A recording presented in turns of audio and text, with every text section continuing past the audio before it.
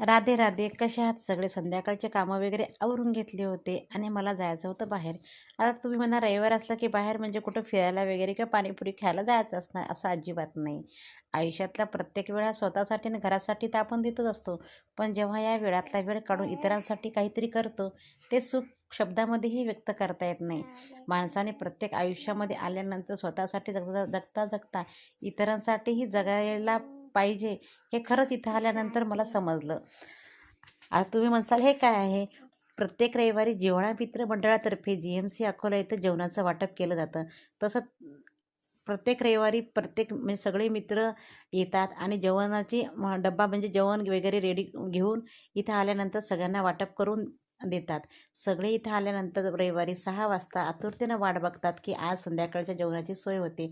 खरंच खूप चांगलं वाटलं जेव्हा आयुष्यातल्या वेळामध्ये आपण इतरांच्या त्या चेहऱ्यावर आपल्यामुळं कुठंतरी एक आशेची किरण आणि सुख येतं. हे समाधान खरंच कुठं नाही मिळत.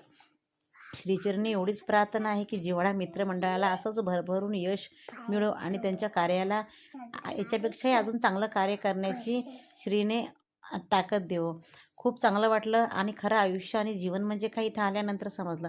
आपल्याकडे सगळं काही असतानाही आपण प्रत्येक आयुष्यामध्ये समाधानी कधीच नसतो. पण जेव्हा यांच्याकडे पाहतो ना, तेव्हा आपल्याला आयुष्य जगण्याची नवी उमेद मिळते.